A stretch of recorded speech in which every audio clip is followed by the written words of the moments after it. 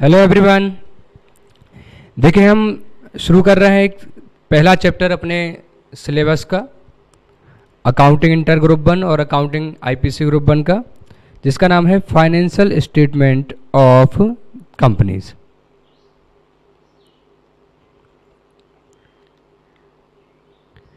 देखिए इस चैप्टर में, ये चैप्टर अभी से 1-2 साल पहले तक की भी बात करें तो थोड़ा सा पूछे जाने की संभावना जरा सी कम रहती थी, लेकिन फिर भी अगर ये पूछा जाएगा तो या तो 5 नंबर का या 10 नंबर तक का आपसे पूछा जा सकता है। ठीक है, तो 5 to 10 मार्क्स तक का ये पूछा जा सकता है। आप ज़रूर तैयार करें और ये बहुत ही ज़्यादा सरल चैप्टर है। ठीक है, इसमें आपको कुछ भी नहीं करना है, केवल प्रेजेंटेशन के मामले में कुछ चीज़ें पूछी जाती हैं, तो बहुत ही ज़्यादा सरल है, इसलिए हमें इसको तैयार करना ही चाहिए। अब देखें हम इसमें क्या क्या टॉपिक्स हैं। तो पहला पॉइंट मैं लिख दे रहा हूँ, topics to be covered in this chapter. बहुत ही ज़्यादा सिंपल है ये। इस चैप्टर में जो सबसे मेजर टॉपिक कवर है वही सबसे सरल है। तो इसमें सबसे पहला टॉपिक कवर है प्रिपरेशन एंड प्रेजेंटेशन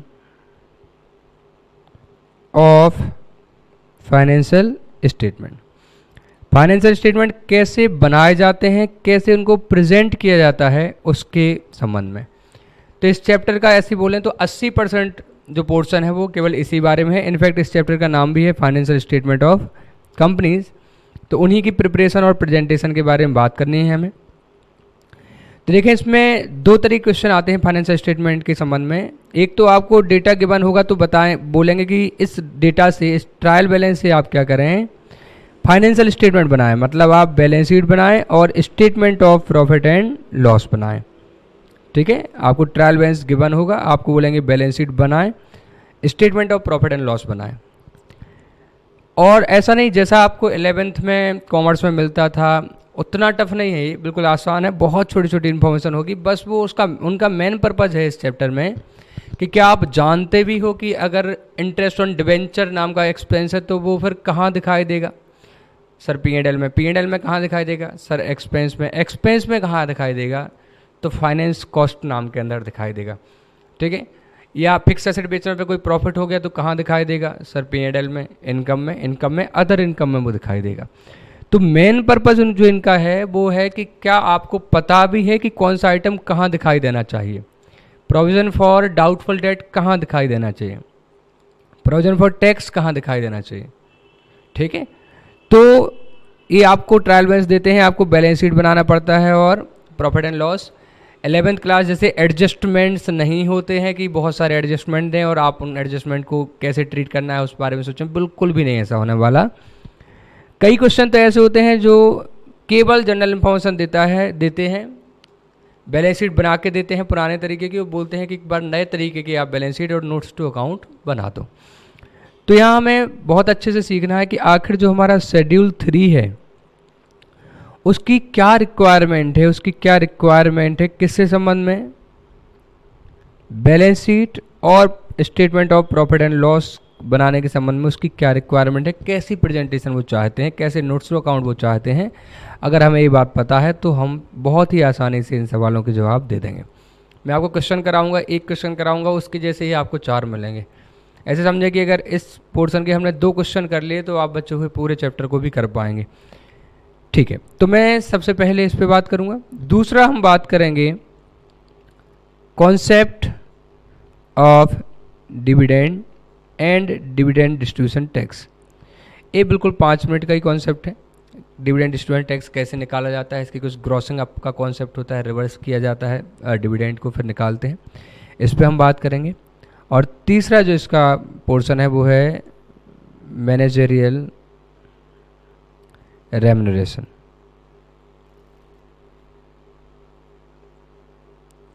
ठीक है, तो ये 3 टॉपिक हैं मेनली जिसमें हमें बात करनी है। पहला preparation and presentation of financial statement, the second one is concept of dividend and dividend distribution tax, बहुत छोटा कॉन्सेप्ट है, और तीसरा मैनेजरियल रेम्युनरेशन। ओके, तो हम सबसे पहले क्या शुरू कर रहे हैं, पहला काम हम कर रहे हैं शेड्यूल 3 डिस्कस करेंगे, जिसमें preparation and presentation of financial statements बताई गई है। तो शेड्यूल 3 जब मैं आपको दिखाऊंगा तो इसमें हम एक बार, आप इसको बहुत ध्यान से पढ़ें या टाइम लगा के पढ़ें तो शायद चीज़ें आपको उतना अच्छा ना समझ आए। आपको क्या करना चाहिए कि आपको शेड्यूल 3 को थोड़ा सा, बस बहुत ज़्यादा स्पीड नहीं लेकिन थोड़ा सा एक नॉर्मल स्पीड से गो थ्रू करना है कि अच्छा ये रिक्वायरमेंट है, ये रिक्वायरमेंट है, ये रिक्वायरमेंट। अब अगर आप उसको 10 बार भी पढ़ लें तो आपको रिक्वायरमेंट याद नहीं हो जानी। आपको क्या करना है, 10 बार पढ़ने की अपेक्षा 10 सवाल लगा के देखने हैं। तो जब उसमें बार बार वो चीज़ें पूछी जाएंगी कि ये कॉलन अरियर्स गिवन है, इसका क्या ट्रीटमेंट होगा, तो जब आप उसको प्रेजेंट करेंगे फाइनेंशियल स्टेटमेंट बना के, तब आपको अच्छे से समझ में आना शुरू होगा और आपके दिमाग में बैठता जाएगा कि हाँ इस चीज़ का ऐसा प्रेजेंटेशन होने वाला है। अगेन बोल रहा हूँ, कैलकुलेशंस नहीं करवानी उनको, हो सकता है आप कैलकुलेटर टच भी ना करें, उन्हें केवल आपसे क्या करवाना है, प्रेजेंटेशन करवानी है। तो मैं क्या करता हूँ, पहले आपको शेड्यूल 3 एक बार गो थ्रू करके बता देता हूँ और फिर अपन इसके क्वेश्चन आंसर करते हैं। ठीक है, देखते हैं। ये है, देखें, ये दिखाई दे रहा है एनेक्सचर टू फाइनेंशियल स्टेटमेंट। हम इसको देखते हैं। देखें, थोड़ा सा ठीक मॉडरेट स्पीड में हम इसको डिस्कस करेंगे। जैसा मैं बोल रहा हूँ, आप इसको 100 बार पढ़ लें, उससे कुछ नहीं होने वाला, क्वेश्चन आंसर करने से ही जो होने वाला है वो होगा। तो देखिए, ये है schedule 3 of companies act 2013 section 129, ठीक है, ऑफ कंपनीज एक्ट 2013।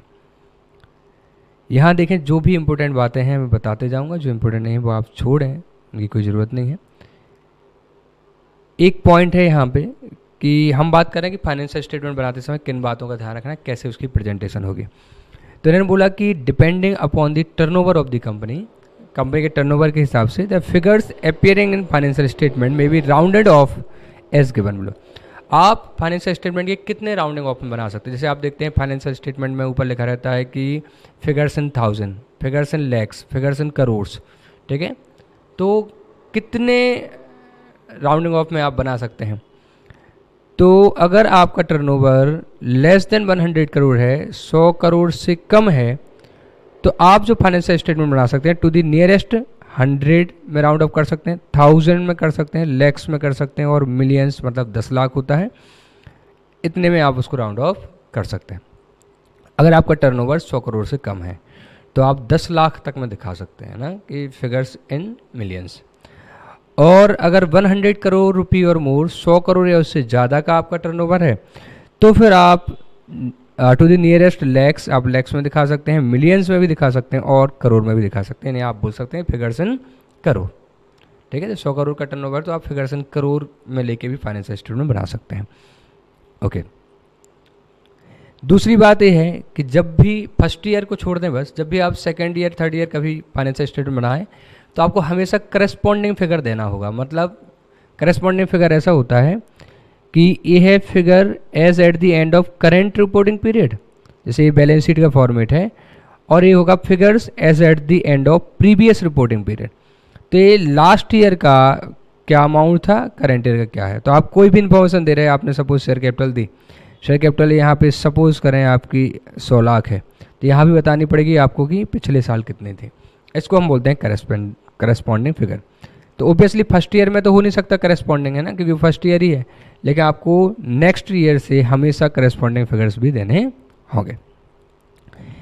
अब हम बात कर रहे हैं फॉर्मेट की, बैलेंस शीट का फॉर्मेट है ये, ठीक है, फॉर्मेट एज पर शेड्यूल 3। सबसे पहले आपको लिखना है name of the company XYZ limited, private limited, whatever. Balance sheet as at, balance sheet के साथ वर्ड लगता है एट। कई बार हम लगा देते हैं balance sheet as on. On word जो है वो पूरे वो बहुत स्टैटिक वर्ड नहीं है, वो पूरे डे को कवर कर लेता है। एज ऑन संडे, तो संडे मतलब पूरे दिन, जबकि बैलेंस शीट बनती है 31 मार्च की लास्ट मूवमेंट पे बनती है कि 31 मार्च को आखिरी मूवमेंट पे हमारे पास कितने एसेट्स थे। इसलिए उस पर्टिकुलर मूवमेंट को पिन करने के लिए हम क्या वर्ड यूज़ करें बेहतर होगा, एट वर्ड यूज़ करना बेहतर होगा, ऑन वर्ड यूज़ करना बेहतर नहीं होगा।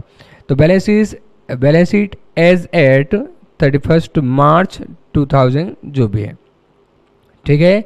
और रुपी इन यहाँ आपको लिखना है कि इन लैक्स है या थाउजेंड है या करोड़ है। जैसा कि हमने देखा कि 100 करोड़ से नीचे का टर्नओवर है तो आप मिलियन तक में राउंडिंग ऑफ कर सकते हैं, और 100 करोड़ या उससे ज़्यादा है तो आप करोड़ तक में भी राउंडिंग ऑफ कर सकते हैं। तो यह बैलेंस शीट का फॉर्मेट देखें, ध्यान से देखना थोड़ा सा। इसमें सबसे पहले मेजर हेडिंग होती है इक्विटी एंड लायबिलिटी, और एसेट के लिए मेजर हेडिंग होती है एसेट्स, ठीक है। तो इक्विटी एंड लायबिलिटी और एसेट्स। अब जब हम इक्विटी एंड लायबिलिटी की बात करते हैं तो इक्विटी एंड लायबिलिटी की जो मेजर हेडिंग होती हैं वो 4 मेजर हेडिंग होती हैं। पहला शेयर होल्डर्स फंड, दूसरा share application money pending allotment, जो कि आपको इंटर लेवल पे तो नहीं मिलेगा, ये क्वेश्चन नहीं बनाया उन्होंने, फिर भी कोई बड़ी बात नहीं है। शेयर एप्लीकेशन मनी, एप्लीकेशन का पैसा आ गया, अभी अलॉटमेंट पेंडिंग है। तीसरी मेजर हेडिंग मिलेगी आपको नॉन करेंट लायबिलिटीज़, और चौथी मेजर हेडिंग मिलेगी आपको करेंट लायबिलिटीज़, ठीक है। ये 4 मेन हेडिंग है। फिर से एक बार आपको साथ में बोलना है ना, साथ में बोलना है आपको। बैलेंस शीट की हेडिंग क्या हो जाएगी, इक्विटी एंड लायबिलिटी, और asset side assets. Equity and liability में कितनी मेजर हेडिंग है, 4। पहला शेयर होल्डर्स फंड, दूसरा एप्लीकेशन का पैसा आ गया लेकिन अलॉटमेंट पेंडिंग है तो एप्लीकेशन मनी अलॉटमेंट पेंडिंग है, ठीक है। तो share application money pending allotment. तीसरा है नॉन करेंट लायबिलिटी, और चौथा है करेंट लायबिलिटी। फिर से एक बार बोलें, शेयर होल्डर फंड, ठीक है, share application money pending allotment, non current liability, current liability, है ना। तो शेयर होल्डर फंड हटा दें तो नॉन करेंट लायबिलिटी और करेंट लायबिलिटी, ये 4 मेजर हेडिंग है। शेयर होल्डर फंड में कौन कौन सी हेडिंग्स हैं तो वो देखें एक बार हम।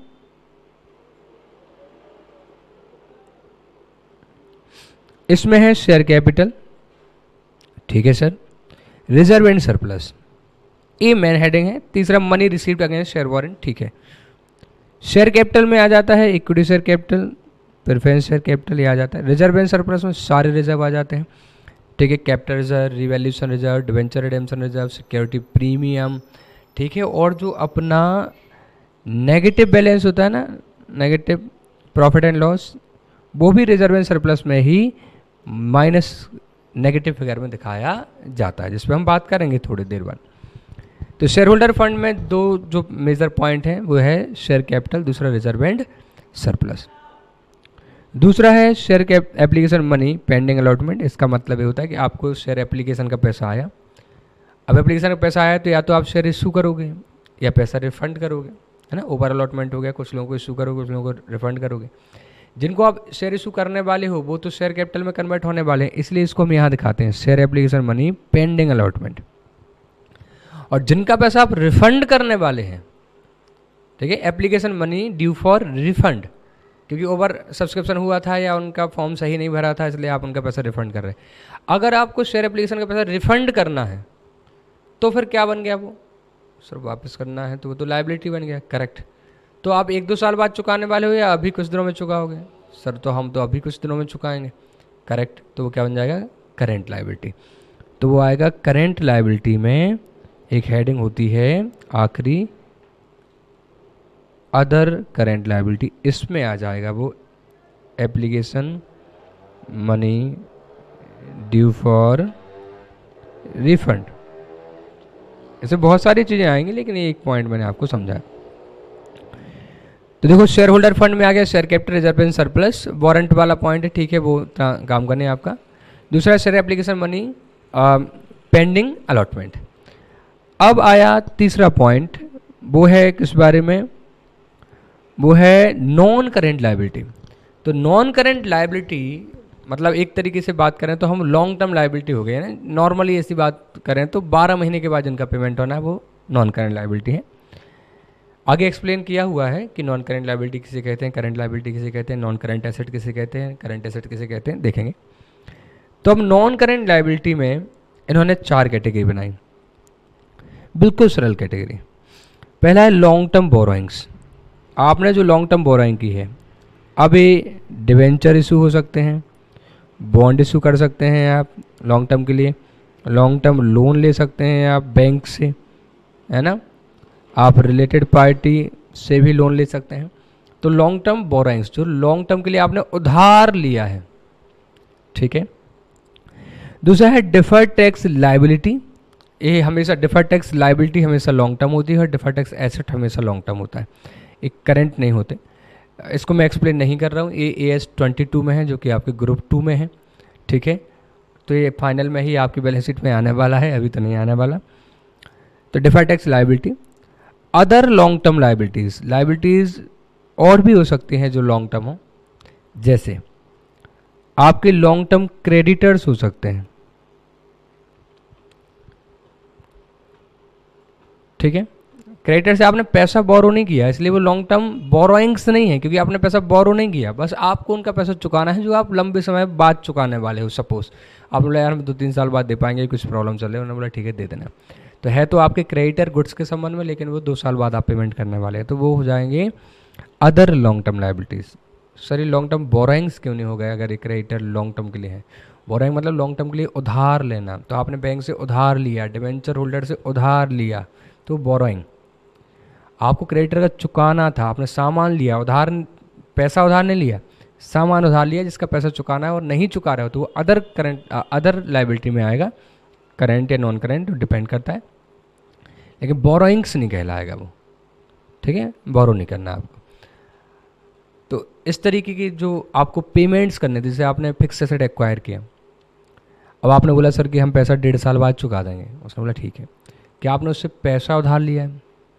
अगर पैसा उधार लिया होता, जैसे बैंक से लोन लिया, तो लॉन्ग टर्म बोरोइंग। पैसा उधार नहीं लिया है तो लायबिलिटी, लेकिन उधार नहीं लिया है, पैसा उधार नहीं लिया, तो उसको हम बोरोइंग्स नहीं बोल सकते, लायबिलिटी है, तो वो बन जाएगा अदर लॉन्ग टर्म लायबिलिटी, ठीक है। मैं लिख देता हूँ long term creditor for fixed asset, ठीक है, ये ठीक है। ट्रेड पेबल भी लॉन्ग टर्म हो सकते हैं, वो भी यहीं आएंगे। लॉन्ग टर्म प्रोविजंस, अब जैसे प्रोविजन फॉर टैक्स है वो नेक्स्ट ईयर चुकाना पड़ता है, तो वो शॉर्ट टर्म प्रोविज़न बन जाएगा, ठीक है। Provision for doubtful date short term provision बन जाएगा। लॉन्ग टर्म प्रोविज़न हो सकते हैं, जैसे आपका एम्प्लॉय 5 साल से ज़्यादा काम करता है तो आपको उसको ग्रेच्युटी देनी होती है, अब हो सकता है वो 10 साल बाद रिटायर्ड हो सकता है 15 साल बाद रिटायर्ड हो, तो आप वो पैसा जोड़ते जाओगे ना, ग्रेच्युटी के लिए प्रोविज़न बनाते जाओगे कि जब भी रिटायर्ड होगा तो हमें देना पड़ेगा, सही है।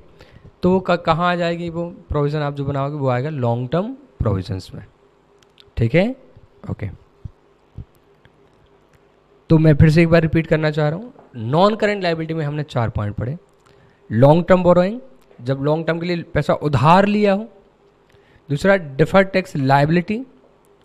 तीसरा अदर लॉन्ग टर्म लायबिलिटी, है ना, लॉन्ग टर्म बोरोइंग नहीं है, लायबिलिटी है लेकिन बोरोइंग्स नहीं है, पैसा चुकाना तो है लेकिन हमने उधार नहीं, हमने पैसा उधार नहीं लिया था, सामान उधार लिया था। चौथा है लॉन्ग टर्म प्रोविजंस, ठीक है, जैसे लंबे समय के लिए प्रोविजन, जैसे मैंने बोला एम्प्लॉय की रिटायरमेंट पे आपको पैसा देना है, अब कब रिटायर्ड होगा आप प्रोविजन बनाते जा रहे हैं, तो आ जाएगा। अब करेंट लायबिलिटी, करेंट लायबिलिटी में होता है शॉर्ट टर्म बोरोइंग्स। अगेन हो सकता है तुमने बैंक से लोन लिया हो शॉर्ट टर्म के लिए, या रिलेटेड पार्टी से लोन लिया हो, ठीक है, शॉर्ट टर्म के लिए बोरोइंग्स।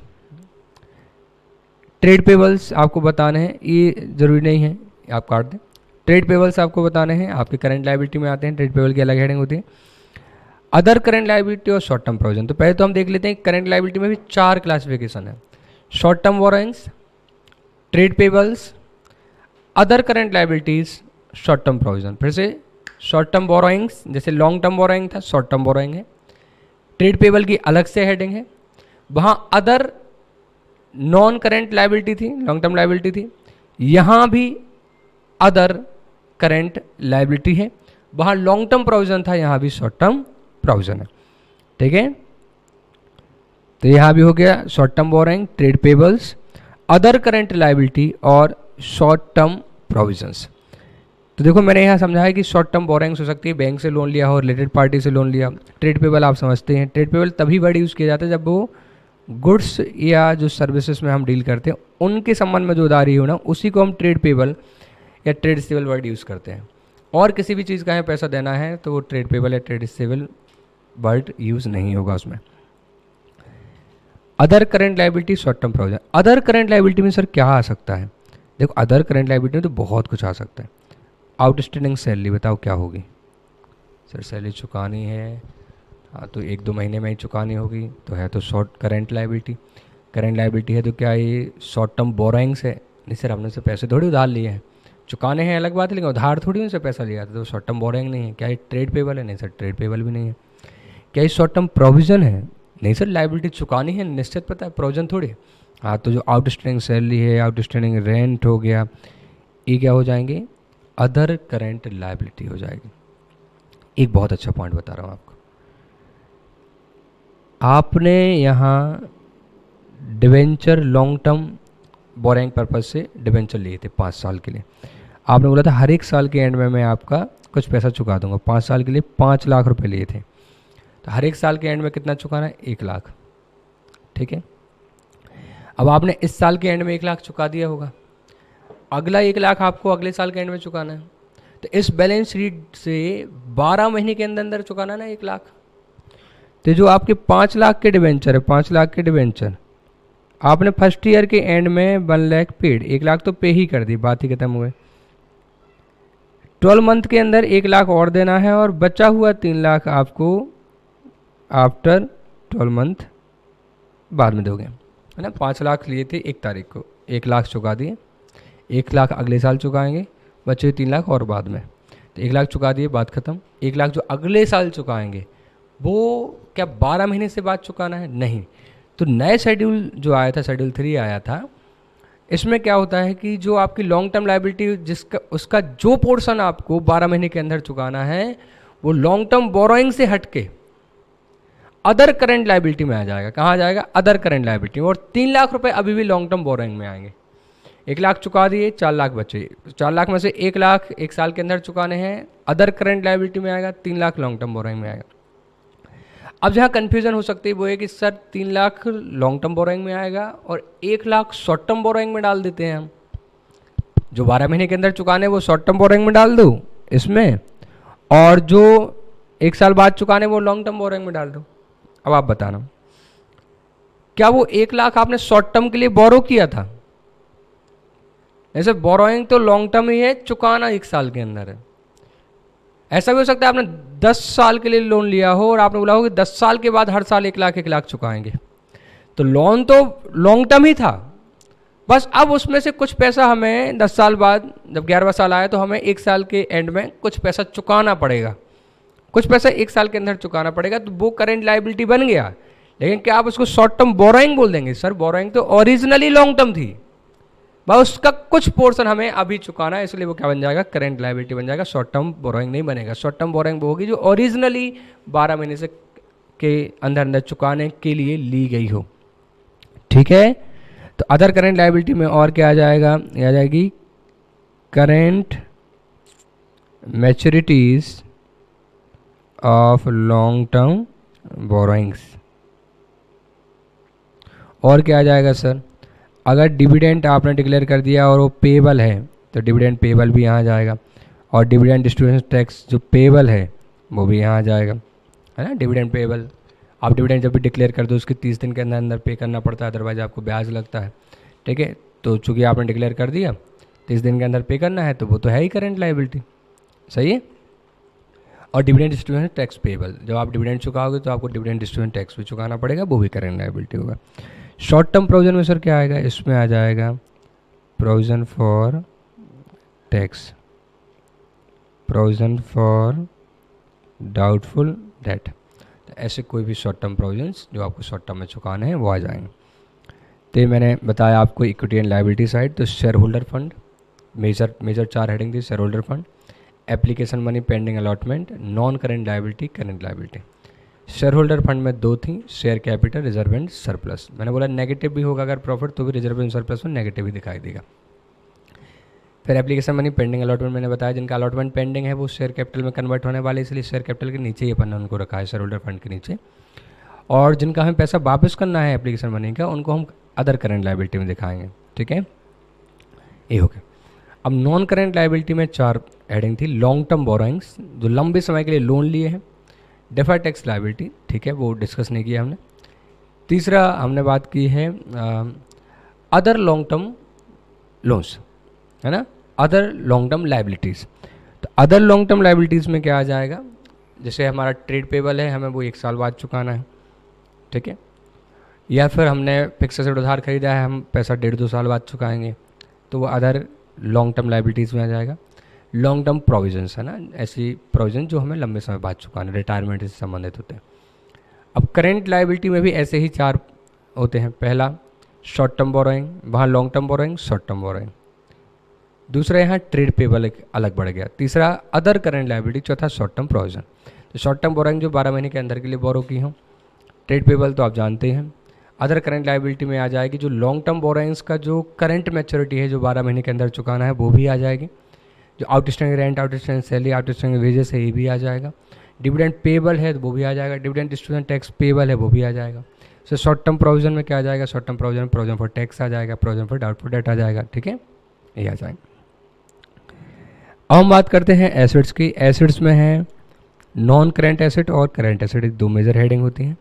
नॉन करेंट एसेट में ए पार्ट होता है PPE, property plant and equipment. Property plant equipment में 4 पॉइंट होते हैं अंदर। Tangible asset, plant machinery, land and building, तो हम दिखाते हैं यहाँ, हम दिखाते हैं ग्रॉस कितना है, इनका एक्यूमुलेटेड डेप्रिसिएशन कितना है और नेट कितना है। तो 100 रुपये का एसेट था, मान लो प्लांट मशीनरी, 40 रुपये का डेप्रिसिएशन लग गया तो 60 रुपये नेट ब्लॉक में आ जाएगा। तो टेंजिबल एसेट आ गया। दूसरा होता है इंटेंजिबल, जैसे कि गुडविल वगैरह है। तीसरा कैपिटल वर्क इन प्रोग्रेस, हो सकता है आपकी बिल्डिंग का काम चल रहा हो, अभी वर्क इन प्रोग्रेस हो तो वो यहाँ पे आ जाएगी। इंटेंजिबल एसेट अंडर डेवलपमेंट, आप एक सॉफ्टवेयर बनवा रहे हो, है ना, ERP 9 या टैली कुछ बनवा रहे हैं आप, तो वो आ जाएगा इंटेंजिबल एसेट अंडर डेवलपमेंट। तो नॉन करेंट एसेट में सबसे पहले PPE में के अंदर आता है टेंजिबल एसेट कितना, ग्रॉस, एक्यूमुलेटेड डेप्रिसिएशन, नेट, तीनों बताने पड़ते हैं। ये सब क्वेश्चन करने के साथ आपको समझ आएगा। तो टेंजिबल एसेट जल्दी बोलें, टेंजिबल आ जाएगा, इंटेंजिबल आ जाएगा, ठीक है, कैपिटल वर्क इन प्रोग्रेस जो फिक्स एसेट अंडर डेवलपमेंट है वो, और इंटेंजिबल एसेट अंडर डेवलपमेंट। तो टेंजिबल का अलग से दिखाना है कि ये अंडर डेवलपमेंट है, इंटेंजिबल को अलग से दिखाना। इसके बाद बी पॉइंट जो आता है वो आता है नॉन करेंट इन्वेस्टमेंट। जैसे आप इक्विटी शेयर में इन्वेस्ट कर सकते हैं, ठीक है, आप बॉन्ड्स में इन्वेस्ट कर देते हैं, लैंड में इन्वेस्टमेंट कर सकते हैं, तो नॉन करेंट इन्वेस्टमेंट आपको बताने हैं। तीसरा है डिफर्ड टैक्स एसेट, जरूरी नहीं है।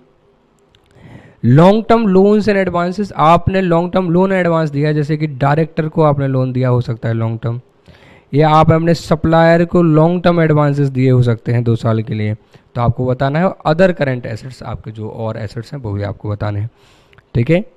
तो एक बार फिर से देख लें आप। सबसे पहले आएगा PPE, जिसमें tangible, intangible, capital work in progress, intangible, under development. फिर आएगा नॉन करेंट इन्वेस्टमेंट, फिर आएगा long term loans and advances, फिर आएगा other non current assets. Long term loans and advances, जैसे डायरेक्टर को लोन दिया, सप्लायर को अपन एडवांसेस दिए, वो आ जाएंगे। और क्या आ सकता है इसमें, सिक्योरिटी डिपॉजिट आ सकता है। आपने कोई मकान किराए से लिया है, दुकान किराए से ली है, और उसमें आप पगड़ी रखते हैं ना, लंबी डिपॉजिट्स देते हैं, तो वो सिक्योरिटी डिपॉजिट भी आपकी क्या बन गई, लॉन्ग टर्म एडवांसेस बन गए ना, लोन्स एंड एडवांसेस बन।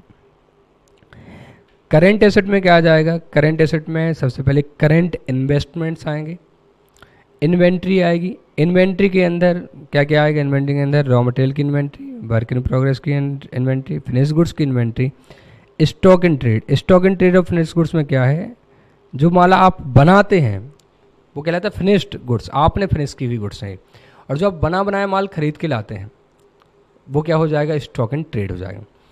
तो आप सपोज करें कि आप जूते बनाते हैं, तो आप जो सोल खरीद के लाए और रेक्जिन खरीद के लाए वो है आपका रॉ मटेरियल।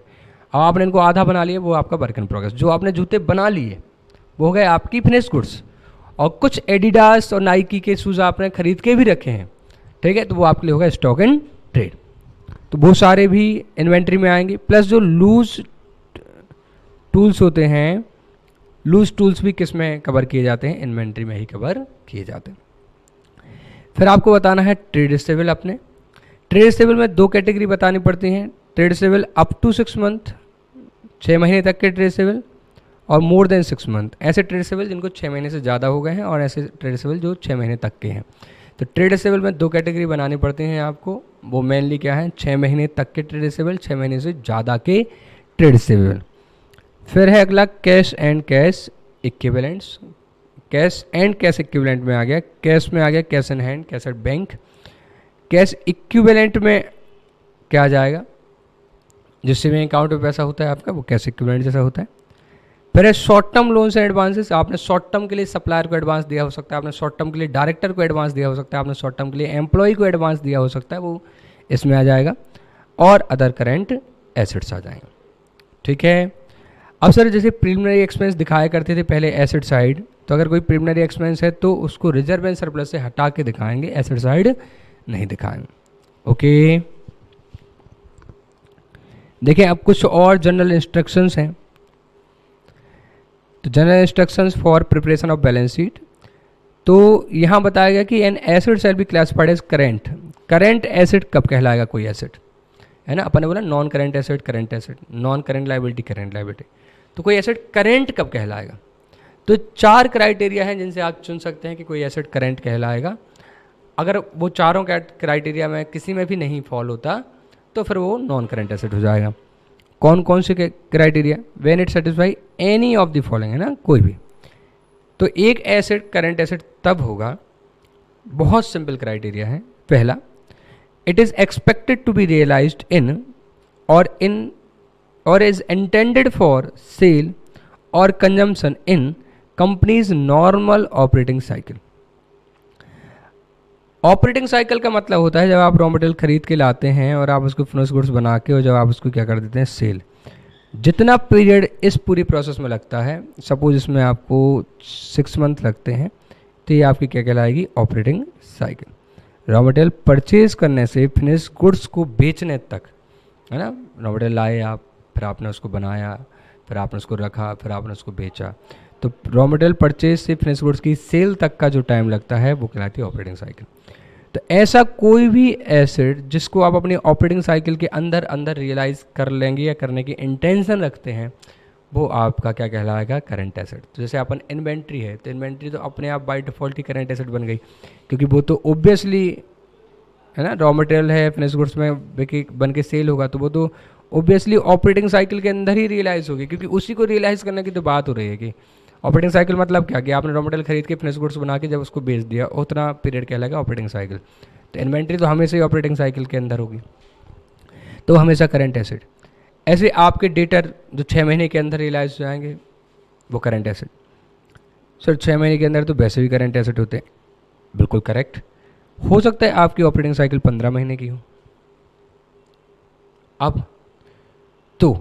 अब अगर आपके डेटर 15 मंथ्स के भी हैं, तो वो भी क्या कहलाएंगे, करंट एसेट। इतनी लंबी ऑपरेटिंग साइकिल। हाँ, आप मशीन बना के बेचते हैं, तो आप पहले कच्चा लोहा खरीदेंगे, उसको साफ करेंगे, आप उसके जो भी करते हो मशीन बनाने में, आपने फिर मशीन बनाई, उसको बनाते हुए कच्चा माल से लेके वो मशीन बनाने में 1 साल लग जाता है, बेचने में 1.5 साल लग जाता है। ठीक है, तो 15 महीने तक आपकी ऑपरेटिंग साइकिल है सपोज, है ना, 15 महीने लग जाते हैं।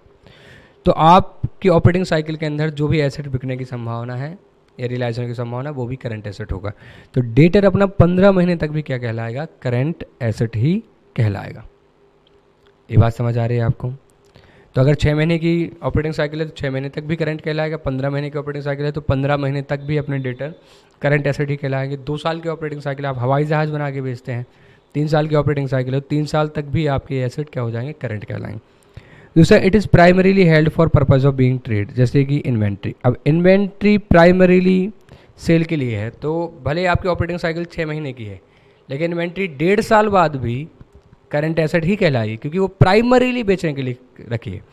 ऊपर हमने पढ़ा कि कोई भी एसेट कोई भी क्राइटेरिया पूरा कर दे करंट बन जाएगी, या तो वो कंपनी की ऑपरेटिंग साइकिल में रियलाइज होने की संभावना हो, या वो प्राइमरीली ट्रेडिंग के पर्पज से रखा गया हो, जैसे इन्वेंट्री, तो वो हमेशा ही क्या कहलाएगा, करंट एसेट कहलाएगा, चाहे वो नॉर्मल साइकिल में रियलाइज हो या ना हो।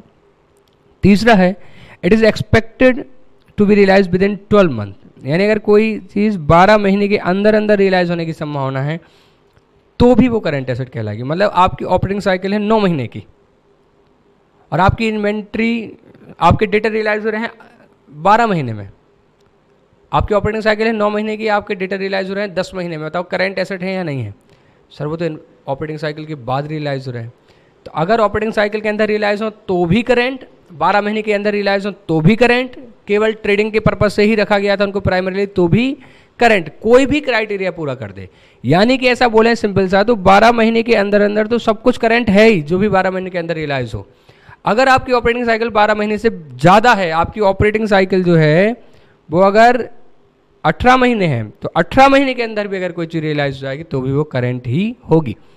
और जिनको आप प्राइमरीली ट्रेडिंग के लिए खरीदते हैं जैसे इन्वेंट्री, तो चाहे वो 18 महीने में भी रियलाइज ना हो, वो 21 महीने में रियलाइज हो, 2 साल में रियलाइज हो, 3 साल में रियलाइज हो, तो भी वो करंट एसेट है, क्योंकि वो primarily for the purpose of trading खरीदा गया था। ओके सर, आ रहा समझ में।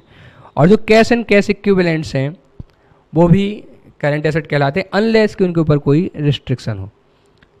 ठीक है, अगर उनके ऊपर कोई रिस्ट्रिक्शन है, आप उनका पैसा नहीं निकाल सकते हैं, सीज हो गया है आपका पैसा, इनकम टैक्स का छापा पड़ा है, तो फिर वो करंट एसेट नहीं बचेगा। और उन्होंने लिखा कि ऑल अदर एसेट्स, ओहो इतना तेज हाईलाइट हो गया, तो all other assets shall be classified as non current.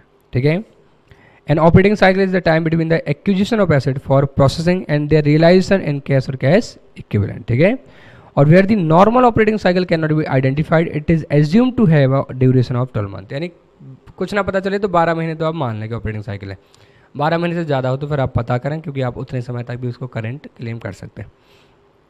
अब liability shall be classified as current. अब लाइबिलिटी करंट कब होगी? When it is expected to be settled in companies normal operating cycle.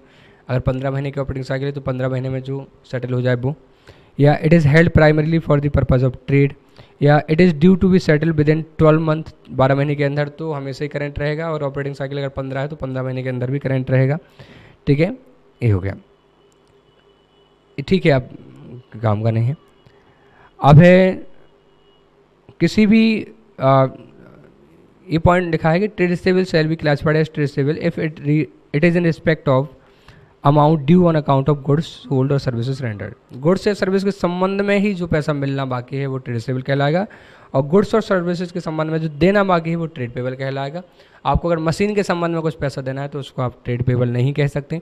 आपने कोई फिक्स एसेट बेचा था, उसका पैसा मिलना बाकी, तो आप उसको ट्रेड रिसीवेबल भी नहीं कह सकते। ठीक है, ओके। अभी हमने पढ़ा बैलेंस शीट का फॉर्मेट। अब फॉर्मेट में बनाने होते हैं हमें नोट्स टू अकाउंट। तो नोट्स टू अकाउंट और आप बैलेंस शीट के देखें किस तरीके के बनेंगे। तो सबसे पहला अपन ने शेयर कैपिटल देखा ना, share holder fund, share holder fund में शेयर कैपिटल। शेयर कैपिटल में आपको बताना होगा for each class of shares, इसकी अपन प्रैक्टिस करेंगे। आपको बताना होगा कि आपके पास कितने नंबर ऑफ शेयर हैं और कितना रुपए के शेयर हैं ऑथराइज कैपिटल में। यानी कि आपको बताना होगा इक्विटी शेयर कि कितने इक्विटी शेयर हैं इनटू 100 रुपये का एक, तो ये कितना हो गया? 10 लाख हो गया। ठीक है, ऐसे आपको प्रेफरेंस शेयर बताने होंगे कि मान लो 5000 प्रेफरेंस शेयर हैं इनटू 100 रुपये का एक, तो 5 लाख हो गए। तो आप जब डिस्क्लोजर देंगे तो आपको वहाँ बताना होगा आपके नंबर ऑफ शेयर क्या है, उनका अमाउंट कितना है ऑथराइज। फिर आपको बताना होगा number of share issued and subscribed and fully paid up कितने हैं, फेस वैल्यू पर शेयर कितनी है, ये सब की ज़रूरत नहीं है यहाँ बीच में। आपको 5 साल तक ये डिस्क्लोजर देना होगा। अगर आपने कोई भी share other than for cash issue किया है तो आपको नोट्स टू अकाउंट में जहाँ आप लिखेंगे equity share issued and subscribed, मान लो आपके 1 लाख शेयर हैं इशूड एंड सब्सक्राइब, उसमें से 20,000 आपने बोनस शेयर इशू किए थे या आपने मशीन खरीदने के लिए इशू किए थे, तो उसके आप ब्रैकेट में बताएंगे कि out of the above 20,000 shares were issued other than for cash consideration. तो आपको कितने साल तक, अगर आपने बोनस इशू करा तो 5 सालों तक आपको डिस्क्लोजर देना पड़ेगा ब्रैकेट में शेयर कैपिटल के कि ये इसमें से 10,000 शेयर या 20,000 शेयर बोनस में या मशीन खरीदने के बदले इशू किए गए। ठीक है, ओके। अब रिजर्व एंड सरप्लस में, reserve and surplus shall be classified as, आपको कैपिटल रिजर्व दिखाना है उसमें। कैपिटल रिडेम्पशन रिजर्व हो सकता है, security premium, debenture redemption reserve, revaluation reserve भी आएगा। ठीक है, और ये शेयर आउटस्टैंडिंग ऑप्शन आएगा। तो ये हो गए आपके रिजर्व्स, है ना, जनरल रिजर्व वगैरह सारे रिजर्व हो गए। रिजर्व एंड सरप्लस जो होता है, रिजर्व्स तो हो गए रिवैल्यूएशन रिजर्व, ठीक है, general reserve, security premium reserve. Surplus क्या होता है? सरप्लस होता है प्रॉफिट एंड लॉस। जो प्रॉफिट एंड लॉस में पहले पैसा बच जाता है उसको हम सरप्लस बोलते हैं। तो ये हो गया रिजर्व और ये हो गया नीचे surplus, that is the balance and statement of P&L disclosing दी। अब जो अपन सरप्लस दिखाएंगे तो क्वेश्चन में बताऊंगा मैं, तो आप दिखाओगे कि आपका ओपनिंग P&L कितना था प्लस जो करंट ईयर का आपका P&L कितना बचा, इतना P&L हो गया। पहले P&L एप्रोप्रिएशन अकाउंट अलग से बनता था, अब नहीं बनता, तो अब नोट्स टू अकाउंट में ही लेस आप करोगे एप्रोप्रिएशंस। इसके एप्रोप्रिएशंस क्या हुए, जैसे कि आपने इंटरिम डिविडेंड दिया हो सकता है, आपने फाइनल डिविडेंड दिया हो सकता है, आपने डिविडेंड डिस्ट्रीब्यूशन टैक्स दिया हो सकता है, आपने ट्रांसफ़र टू जनरल रिजर्व किया हो सकता है। तो ये सारा आपको बैलेंस शीट में तो नहीं, बैलेंस शीट के पेज पे नहीं, उसके नोट्स टू अकाउंट में दिखाना पड़ेगा। तो notes to account, balance sheet में तो एक ही हेडिंग आएगी ना, रिजर्व एंड सरप्लस। जब रिजर्व एंड सरप्लस का अपन नोट्स बनाएंगे, नोट्स टू अकाउंट, उसमें होगा रिजर्व एंड सरप्लस में opening profit, current year profit, less appropriations, transfer to interim dividend, मतलब interim dividend, final dividend, dividend distribution tax, transfer to general reserve, transfer to specific reserve, ये सारे आपको minus करके दिखाने हों। ठीक है,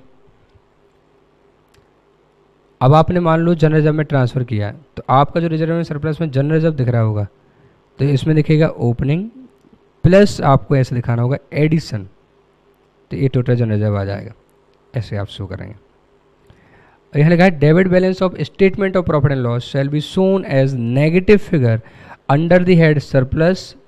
ठीक है, तो उसको अगर नेगेटिव P&L भी है तो वो सरप्लस में दिखेगा, और ओवरऑल रिजर्व एंड सरप्लस से एडजस्ट करने के बाद मान लो कुछ रिजर्व हैं और अपना नेगेटिव सरप्लस है, 100 रुपये के रिजर्व है, 150 का नेगेटिव सरप्लस है, तो 100 रुपये के रिजर्व माइनस 150 रुपये का सरप्लस, 50 रुपये नेगेटिव में रिजर्व एंड सरप्लस में, बैलेंस शीट में फेस पर 50 रुपये नेगेटिव दिखाई देंगे। ठीक है, अब हमने पढ़ा था रिजर्व एंड सरप्लस पढ़ लिया, share capital, reserve and surplus, फिर था share application money, pending allotment, उसका तो क्या ही शेड्यूल बनेगा, फिर long term borrowing, non current liability. Non current liability में सबसे पहला था long term borrowings. Long term borrowing कहाँ कहाँ से हो सकती है, तो बॉन्ड से, डिवेंचर से, टर्म लोन से। ये प्रेजेंटेशन में आपको ध्यान रखना है, ये बहुत बार पूछा गया है। जब टर्म लोन होता है तो आपको बताना होता है कि फ्रॉम बैंक कितना है और फ्रॉम अदर पार्टीज़ कितना है। ठीक है, ऐसे ही आपको loan advance from related party कितना है अलग से बताना होता है। तो आपको क्वेश्चन में दिया होता है कि हमारे पास 10 लाख का लोन है, ठीक है, 10 लाख के लोन में से 4 लाख का लोन हमने बैंक से लिया है, 2 लाख का हमने रिलेटिव से लिया है, बचा हुआ हमने अदर है। तो आप बताएंगे कि loan from bank 4 lakh, loan from related party 2 lakh और अदर लोन इतना। तो आपको ये टर्म लोन में बैंक से लोन, अदर पार्टी से लोन, रिलेटेड पार्टी से लोन बताना पड़ता है, प्लस इसमें ये भी बताना पड़ता है कि लोन में कितना सिक्योर्ड है और कितना अनसिक्योर्ड। ठीक है, अदर लॉन्ग टर्म लाइबिलिटीज़ में आपको बताना पड़ता है कि ट्रेड पेबल के संबंध में कितनी लॉन्ग टर्म लाइबिलिटी। मैंने बोला था ट्रेड पेबल का पैसा हो सकता है आप 2.5 साल बाद चुकाएं, क्योंकि ऑपरेटिंग साइकिल आपकी 1 साल की है, तो अदर लॉन्ग टर्म लाइबिलिटी बन जाएगी। बोरोइंग्स नहीं बनेगी क्योंकि हमने उससे कैश बोरो नहीं किया है। लॉन्ग टर्म प्रोविजंस में भी आपको प्रोविजन फॉर एम्प्लॉय के लिए कितने प्रोविजन बनाए हैं, अदर पर्पज से कितने बनाए हैं। शॉर्ट टर्म बोरोइंग में भी आपको बताना है loan repayable on demand, bank से कितना लिया है, अदर पार्टी से कितना लिया है, रिलेटेड पार्टी से लोन कितना लिया है शॉर्ट टर्म के लिए। ठीक है, और उसमें से सिक्योर्ड कितना है शॉर्ट टर्म लोन में और अनसिक्योर्ड कितना है।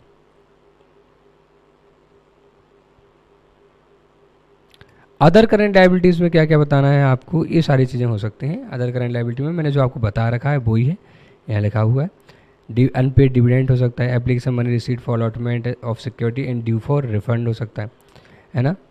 आपको किसी का इंटरेस्ट चुकाना था, interest accrued but not due, accrue हो गया है 2 महीने का, आप हर 6 महीने में चुकाते हैं, तो 2 महीने का एक्रू हो चुका है, आपको बैलेंस शीट में दिखाना पड़ेगा।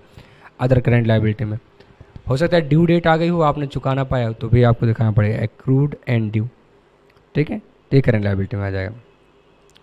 और शॉर्ट टर्म प्रोविजन में एम्प्लॉय बेनिफिट के प्रोविजन और अदर प्रोविजन। अदर प्रोविजन जैसा मैं बता रहा था कि टैक्स का प्रोविजन आ जाएगा, डाउटफुल डेट का प्रोविजन आ जाएगा। तो ये बहुत बहुत नॉर्मल से पॉइंट है। अब टेंजिबल एसेट, टेंजिबल एसेट में क्या आ जाएगा, क्लासिफिकेशन शैल बी गिवन। आपको टेंजिबल एसेट में सारे एसेट्स बताने हैं और ध्यान रखना है कि आपको उसमें फिर बताना है कि आपका ग्रॉस ब्लॉक क्या था, है ना, माइनस एक्यूमुलेटेड डेप्रिसिएशन कितना है उसका अपन करेंगे, और जो नेट ब्लॉक होगा वो बैलेंस शीट के फेस पे दिखाई देगा। तो reconciliation of gross and net carrying amount of each class of asset at the beginning and eight the and. तो आपको बताना है कि कितना ओपनिंग में था, एक्यूमुलेटेड कितना हुआ, नेट कितना बचा है। अगर कुछ एडिशन भी हो रहा है तो आप ऐसी पूरी टेबल बना सकते हैं कि ओपनिंग में कितना था, एडिशन कितना हुआ, ओपनिंग डेप्रिसिएशन कितना था, करंट ईयर डेप्रिसिएशन कितना है, एक्यूमुलेटेड डेप्रिसिएशन कितना है, क्लोजिंग डब्ल्यूडीवी कितनी बची। इस तरीके से आप बना लेंगे। मतलब नहीं बनाना पड़ेगा, नहीं तो डिटेल में बताता मैं, ठीक है। वो तो बहुत सरल पूछते हैं आपको कॉस्ट देते हैं और एक्यूमुलेटेड डेप्रिसिएशन देते हैं, नेट आपको बाहर दिखाना होता है। इंटेंजिबल एसेट्स की अगर हम बात करें तो इंटेंजिबल एसेट में गुडविल, ब्रांड, ट्रेडमार्क, ये सारे हो सकते हैं, कंप्यूटर सॉफ्टवेयर, बहुत सारी चीज़ें हो सकती हैं। उसमें हमें बताना है कि चूँकि उसको हम अमोर्टाइज करते हैं तो ग्रॉस ब्लॉक कितना था, अमोर्टाइज कितना कर दिया, नेट ब्लॉक कितना है। नॉन करेंट इन्वेस्टमेंट्स हो सकते हैं प्रॉपर्टी में, इक्विटी इन्वेस्टमेंट प्रेफरेंस शेयर में हो सकते हैं, गवर्नमेंट बॉन्ड में हो सकते हैं। इसके लिए कोई स्पेसिफिक डिस्क्लोजर रिक्वायरमेंट नहीं है, बस एक ही रिक्वायरमेंट है, डिस्क्लोज करें aggregate amount of coated investment. तो आपके लिस्टेड इन्वेस्टमेंट कितना है, उनकी मार्केट वैल्यू क्या है, अनलिस्टेड इन्वेस्टमेंट कितने रुपए के हैं, और प्रोविज़न आपने इन्वेस्टमेंट के ऊपर कितना बनाया। Long term loans and advances में ये कुछ बातें बताने जैसी होती हैं, बहुत इंपॉर्टेंट नहीं है, ठीक है, लेकिन हाँ किस तरीके के एडवांसेस हो सकते हैं, सिक्योरिटी डिपॉजिट हो सकता है, रिलेटेड पार्टी को लोन दे सकते हैं आप, ठीक, ये काम के नहीं है इसलिए मैं ज़्यादा नहीं जा रहा। नॉन करेंट एसेट्स में, ठीक है, जैसे कि आपने नॉन करेंट एसेट में ये कुछ बातें होंगी, लॉन्ग टर्म ट्रेड रिसीवेबल हो सकते हैं, है ना, अदर नॉन करेंट एसेट। तो आपका ट्रेड रिसीवेबल है जो आपको 1 साल बाद पैसा देने वाला है, तो वो आपका अदर नॉन करेंट एसेट हो गया, ठीक है। करेंट इन्वेस्टमेंट है, अगेन डिस्कशन लायक नहीं। इन्वेंट्री डिस्कशन लायक है। इन्वेंट्री को क्लासिफाई करना है इस तरीके से, आपको क्या क्या बताना है, आपको रॉ मटेरियल की इन्वेंट्री कितनी है, वर्क इन प्रोग्रेस की कितनी है, फिनिश गुड्स की कितनी है, फिनिश गुड्स जो हमने बनाई, स्टॉक एंड ट्रेड जो हम खरीद के लाते हैं, स्टोर्स एंड स्पेयर्स की इन्वेंट्री कितनी है, लूज टूल्स भी किस में आता है, इन्वेंट्री में आता है, ये आपको ध्यान रखना है। गुड्स एंड ट्रांजिट भी आपको दिखाना है, तो आपका मान लो रॉ मटेरियल इतना क्लोजिंग में पड़ा हुआ है प्लस इतना गुड्स एंड ट्रांजिट, दोनों जोड़ के आप दिखाओगे कितना हो गया। ट्रेड रिसीवेबल में यहाँ इंपॉर्टेंट बात है, मैंने बताया था कि aggregate amount of receivable outstanding for a period of exceeding 6 month, 6 महीने से ज़्यादा के ट्रेड रिसीवेबल अलग दिखाने हैं, और 6 महीने से कम मतलब अदर हो जाएंगे। तो आपको क्लासिफाई करना पड़ेगा ट्रेड रिसीवेबल कौन से 6 महीने से ज़्यादा हो गए हैं और कौन से 6 महीने से ज़्यादा नहीं हुए, ठीक है। और ये बताना पड़ेगा कौन से ट्रेड रिसीवेबल आपको डायरेक्टर से लेने हैं। आखिरी हेडिंग है कैश एंड कैश इक्विवेलेंट। तो कैश एंड कैश इक्विवेलेंट में आपको बताना है कैश विद बैंक, बैंक के पास कितना है, चेक, डिमांड ड्राफ्ट कितना है, कैश इन हैंड कितना है, अदर्स कितना है, ठीक है। अगर आपका बैंक में डिपॉजिट है 12 महीने से ज़्यादा के लिए, तो फिर आपको उसको सेपरेटली बताना है कि ये बैंक डिपॉजिट एक्सीडिंग 12 मंथ है। बहुत सिंपल सा है, बैंक बैलेंस, जो बैलेंस विद बैंक आपको बताना है, चेक ड्राफ्ट बताना है, कैश इन हैंड बताना है, ये आ जाएगा cash and cash equivalent. Short term loans and advances, आपने शॉर्ट टर्म के लिए या तो अपने एम्प्लॉय को लोन दिया होगा, सप्लायर को दिया होगा, रिलेटेड पार्टी को दिया होगा, डायरेक्टर को दिया होगा, तो डायरेक्टर का अलग बताना है, रिलेटेड पार्टी का अलग बताना है, बाकी सबका एक साथ दिखा सकते हैं आप। तो ये हो गया हमारा बैलेंस शीट के ऊपर नोट्स टू अकाउंट के बारे में बात, ठीक है। ओके, नेक्स्ट वीडियो में मैं बना रहा हूँ P&L का डिस्कशन, उसके ऊपर नोट्स टू अकाउंट के बारे में बात करेंगे हम, जो कि बहुत शॉर्ट में होगा क्योंकि बहुत छोटा पोर्शन है वो, और फिर हम क्वेश्चन आंसर करेंगे, ठीक है। Okay, bye bye.